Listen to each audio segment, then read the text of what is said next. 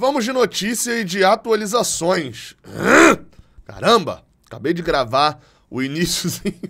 Eu acabei de gravar esse início e a minha garganta deu uma arranhada. Eu vou gravar de novo agora, a garganta... Agora vai! Sou Gabriel Amaral, sou jornalista. Esse vídeo caótico começando aqui na manhã de quinta-feira.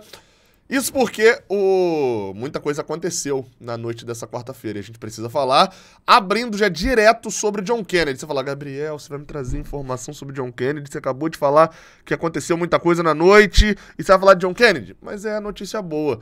O Vitor Lessa trouxe a informação de que o atacante John Kennedy tem tido uma boa aparição nos treinamentos do Fluminense. O que isso quer dizer, Gabriel? Tem tido intensidade nos treinamentos, tá tendo uma dedicação acima até do que o normal e tá muito focado para poder conseguir seu lugar no time. Segundo o Vitor Lessa, John Kennedy se reapresentou um pouco abaixo em relação aos outros jogadores do elenco. Só que, aí vamos lá, né? Vamos para um outro lado que ele estava jogando e treinando na Ferroviária. É um ritmo diferente do que tem os jogadores do Fluminense. Não é aqui fazendo um grande elogio ao Fernando Diniz, mas a gente sabe que talvez o maior mérito do Fernando Diniz seja fisicamente ele deixar o time num nível muito alto, né? Todos os jogadores, todos os times de Fernando Diniz têm um desempenho físico muito alto porque ele depende disso, né? A gente já falou isso por várias vezes aqui. Fernando Diniz depende de um comprometimento acima da média dos jogadores para que o rendimento físico seja acima da média, porque a forma como ele joga exige uma repetição de treinamentos muito forte e, durante a partida, um desempenho físico de ida, de volta, de recomposição muito rápido, muito intenso. Então, por isso, por exemplo, o Fernando Diniz, para funcionar, ele depende de uma série de fatores. Um ambiente extremamente saudável, que aparentemente é o Fluminense, todos ali sem qualquer picuinha, problema, enfim, todos unidos por esse mesmo objetivo e todos com um sentimento de operários, né? Que é algo, inclusive, que em alguns momentos ali eu até reparei em um outro jogador, não vou ficar falando aqui também para não virar aquele negócio, foi só um negócio reparado em um outro momento, mas que para mim é o grande motivo dele ter recusado a vinda do Vina para o Fluminense. Mas enfim, abri todo um parêntese para poder falar que John Kennedy se reapresentar fisicamente abaixo não é um problema, né? Segundo o Vitor Lessa, ele por isso talvez ele já não apareça nessa partida de sábado. Mas o Lessa disse que não dá para cravar nada. Pode ser até que ele seja relacionado sim para o jogo contra o Volta Redonda. Bem, que bom, né? Que bom, depois de ser artilheiro do Campeonato Paulista, eu já falei já falei sobre isso por várias vezes. Essa última negociação com o Chicago Fire, não foi dito que o Fluminense recusou a proposta do time da MLS. Foi dito que a negociação não funcionou, a negociação não rolou. Então, assim, a gente não sabe se o Chicago Fire também... e tal, chega o representante, oferece o jogador, fica naquela... Na hora que eles foram pesquisar a história, eles falam... Vai rolar não. Vai rolar não. A gente não sabe. Então, assim, John Kennedy, ele precisa, nesse momento, fazer o quê? Dar retorno futebolístico. Se não vai dar retorno financeiro, que se dê retorno dentro de campo. Se não tiver comprometimento, não vai ter retorno. Ele vai ficar aí com o seu contrato por mais 1, 2 anos. Depois vai sumir do mundo da bola. Infelizmente, tá tudo nas mãos do John Kennedy. Eu nem me apresentei, né? Eu acho que não, mas eu sou Gabriel Amaral. Eu sou jornalista por formação e sou tricolor de coração, tá? Um likezinho aqui embaixo faz bem. Eu tô com o nariz entupido, ó. Meio entupido já. Cara, desde quando eu fui pra Brasília, basicamente, esse nariz tá entupido, assim. Desde que eu voltei de lá, não tá muito bem. Mas eu tenho certeza que se você vier aqui embaixo e deixar um like, o meu nariz não vai mudar nada. Porque, tipo, um like não significa que o meu sistema imunológico e a minha biologia vai mexer. Mas pelo menos vai me dar uma felicidade. Tamo junto? E se inscreve também. Tamo com... Pô, falta um pouquinho só pra bater 190 mil, pô. Na caminhada ali pros 200 mil. Daqui a uma semana, mais ou menos, né? Na semana que vem a gente tem aniversário do canal. 5 anos do Raiz Tricolor. Então, se inscreve aí também que isso ajuda bastante.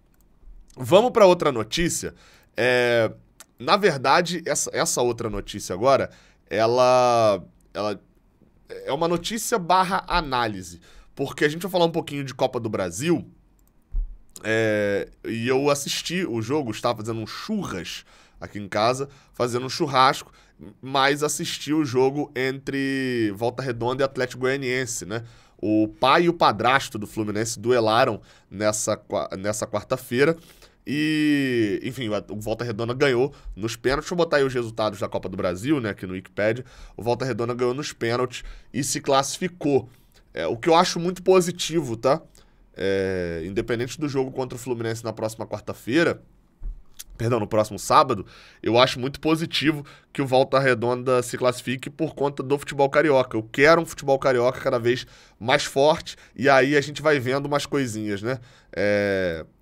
O rompimento do contrato com a Globo, no final das contas, fez bem para alguns times pequenos, sabia?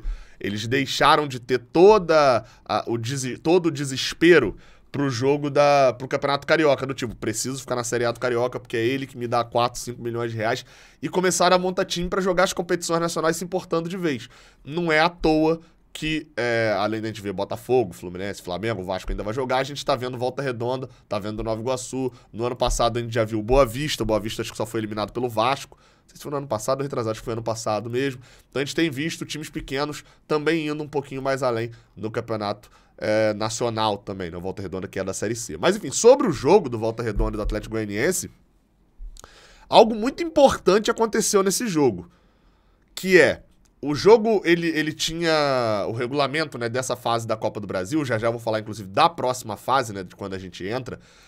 Ele prevê o seguinte: o jogo é definido por sorteio, mando de campo, o Atlético Goianiense foi sorteado para mandar o jogo em Goiânia, e o empate leva para os pênaltis.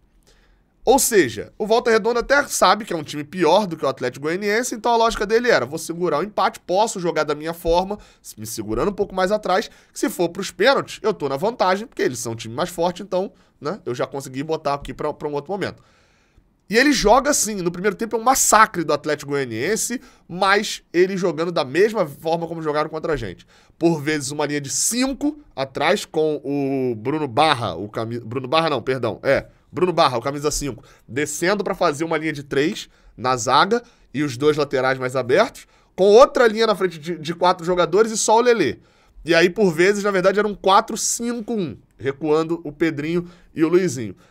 Só que vai pro segundo tempo, eles tomam um gol. E de uma forma que a gente não vou cravar que a gente não vai fazer o gol, mas que não vai ser natural a gente fazer o gol. Que é o quê? Bola na linha de fundo, cruzamento e cabeçada. Por que não é natural a gente fazer esse gol? Primeiro, eles trocaram um zagueiro, tiraram o Sandro no intervalo. E segundo, porque o Atlético Goianiense tinha Felipe Viseu, que é um centroavante alto. A gente não tem um centroavante alto. Então, dificilmente a gente vai ganhar uma bola pelo alto, alguma coisa assim.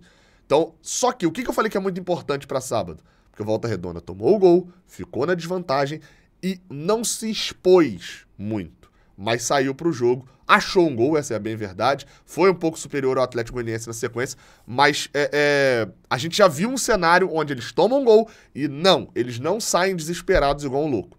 Ou seja, o cenário do próximo sábado, caso o Fluminense abra o placar cedo, que é o ideal, começar com aquela blitz em cima, torcida pulsando, já vou falar de torcida também.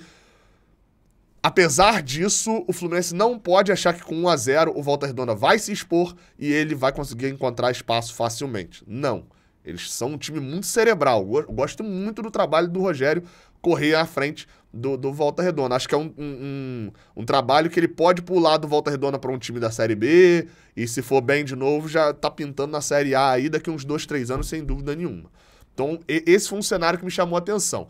E claro, Gabriel, e os pênaltis? Os pênaltis tanto faz, porque a gente não vai para os pênaltis no sábado, mas é importante dizer que o Lelê bateu primeiro e fez, e que 2 jogadores do Volta Redonda perderam o pênalti, mas ainda assim eles se classificaram. Tá, eu falei de público, né? Já eu volto para falar de Copa do Brasil de novo, mas é importante dizer que o Marcelo Neves, do Jornal o Globo, divulgou que já são mais de 32 mil torcedores confirmados para o jogo contra o Volta Redonda. Esgotou o setor leste inferior, esgotou o setor sul por inteiro. Há ingresso disponível para leste superior e para o Maracanã+. Nessa quinta-feira, obviamente, o Fluminense deve abrir mais um setor. Aí agora é que a gente vê, né? Por que o Fluminense já não abriu e tal? É a gente falando que a torcida do Vasco falou no Fluminense Vasco, né? Porque você precisa da autorização do BEP, do Corpo de Bombeiros, da venda de contratar os bilheteiros, de garantir o segurança, etc., que é um trâmite que demora ali algumas horas. Nessa quinta-feira, o Fluminense deve abrir mais um setor, provavelmente abra o Oeste Inferior, né? Não existe, para quem nunca foi no Maracanã, não existe a Oeste Superior. São as cadeiras cativas, né? Já estão abertas normalmente e, obviamente, não acredito que vai chegar a isso, mas se esgotar Leste Superior, esgotar o Oeste, o Fluminense vai abrir o setor Norte. Expectativa de mais de 40 mil tricolores nesse sábado para Fluminense e Volta Redonda para a gente conseguir a classificação. Sobre Copa do Brasil, a gente precisa falar o seguinte: os nossos adversários estão quase sendo conhecidos. Explicando, né, essa coisinha que tá aí na tela, ó, de potes, né? O Fluminense entra na próxima fase, né? Para quem não sabe, o Fluminense entra na próxima fase da Copa do Brasil. Como funciona a próxima fase? Por pote. O Fluminense, os 16 times de melhor ranking ficam no pote 1 e os 16 times com pior ranking ficam no pote 2. Esses daqui são os que já estão classificados para a próxima fase. Então, por isso você está vendo aqui, tem 3 a definir. O Fluminense é o 6º colocado, está garantido, né, no pote 1 e vai enfrentar um time do pote 2. Gabriel, são só esses times aqui? Como é que falta esse a definir? Basicamente, o jogo do Grêmio, o jogo do Vasco e o duelo entre Brusque e CSA. Esse duelo aqui tanto faz pra gente. Quem passar vai pro pote 2 e é um possível adversário nosso, seja o Brusque, seja o CSA. No jogo do Grêmio versus Ferroviária, e no jogo Ferroviário, que é o do Ceará, e no jogo do Vasco contra o ABC, se Vasco e Grêmio passarem, se os dois avançarem, eles entram no pote 1, né? O Grêmio entra com certeza, o Vasco entra com certeza, entra aqui depois do Cruzeiro, Coritiba e Sport, portanto, vem pro pote 2, além daquele confronto lá do Brusque contra o CSA. Então assim, e se passar Ferroviário ou se passar ABC, o Coritiba e o Sport vão se mantendo por aqui, Ferroviária e ABC entram no pote 2. Ou seja, dá pra gente garantir que os piores adversários, na teoria, né, que a gente pode enfrentar nessa fase direta da Copa do Brasil, provavelmente Coritiba, Sport, que são 2 times chatos, né? No caso do Coritiba, ele até sofreu, foi pros pênaltis contra o Criciúma, mas a gente tá falando de um time, no caso do Sport, um time de Série B, no caso do Coritiba, um time de Série A do Campeonato Brasileiro. Fica um pouquinho mais chato, né? E times que vão lotar seu estádio e tal, vai ser um joguinho mais chato. Fluminense é favorito, mas vai ser um joguinho um pouco mais chato. CRB, Náutico, Remo, Tombense, Brasil de Pelotas, Paysandu, Ituano, Botafogo de São Paulo, Volta Redonda, Ipiranga, Nova Iguaçu, Maringá, Águia de Marabá. E aqui, muito provavelmente, né, se passarem Grêmio e Vasco, entram Coritiba, Sport e entra ainda Brusque ou CSA. Tem adversários mais fracos, tem adversários mais fortes, a gente vai analisar isso no futuro, mas só para você ter um panorama já de como tá a Copa do Brasil. Além disso também, um panorama de como tá a Libertadores. O Atlético Mineiro se classificou na Libertadores e vai compondo o grupo 4 junto com o Independiente Medellín da Colômbia. O Independiente Medellín tirou o Magallanes do Chile nessa quarta-feira e o Atlético Mineiro tirou o Millonarios da Colômbia. O do Atlético Mineiro foi ruim, porque, detalhe, o Atlético Mineiro pode vir para o nosso grupo. Vou explicar por que já. O Independiente Medellín ok, Magallanes está jogando perto de Santiago, o Independiente Medellín não tem altitude, então assim, nesse caso aqui, o Independiente tem um pouco mais de tradição, mas são 2 adversários que a gente é favorito contra eles. Hoje, nessa quinta-feira, tem Fortaleza e Cerro Porteño. Fortaleza perdeu a ida por 1-0 em casa, tem que ganhar o jogo por 1 gol para levar para os pênaltis, ou por 2 para se classificar. São 2 adversários que a gente é favorito, mas o Fortaleza é mais chato. E o Huracan Sporting Cristal, Sporting Cristal um pouco melhor, mas a viagem do Huracan um pouco melhor. Então, nesse caso, tanto faz também, a gente seria favorito. Mas por que eu falei do pote 4? Ó, o Fluminense está no pote 2, ele vai enfrentar um time do pote 1, um time do pote 3, isso o grupo, né? O grupo dele vai ter um time do pote 1, ele, um time do pote 3 e um time do pote 4, sendo que no pote 1 não pode vir brasileiro, né? O Fluminense não pode cair no grupo do Flamengo, do Palmeiras, nem do Atlético Paranaense. No pote 2, obviamente, só ele. E no pote 4, o Atlético Mineiro pode cair no grupo de um brasileiro, ou seja, o grupo do Fluminense O Atlético é chato, né? Você vê, tem o Patronato, tem o Nublense, tem o Deportivo Pereira, que é bonzinho o time. Liverpool do Uruguai, Independiente Medellín, deve vir aqui, sei lá, o Cerro Porteño ou Fortaleza, o Sporting Cristal do Peru. Então são times um pouco mais fracos. E aí simplesmente o grupo do Fluminense pode ter River Plate, Fluminense, Bolívar com a altitude gigantesca, ou os The Strongest, são os dois piores, sem dúvida, com as altitudes de La Paz, e ainda ter o Atlético Mineiro num grupo verdadeiramente da morte. Torcer para isso não acontecer. No jogo de hoje fica aí a torcida, né, enfim, para que aconteça o melhor pro Fluminense. É isso! Tamo junto. Até a próxima. Valeu!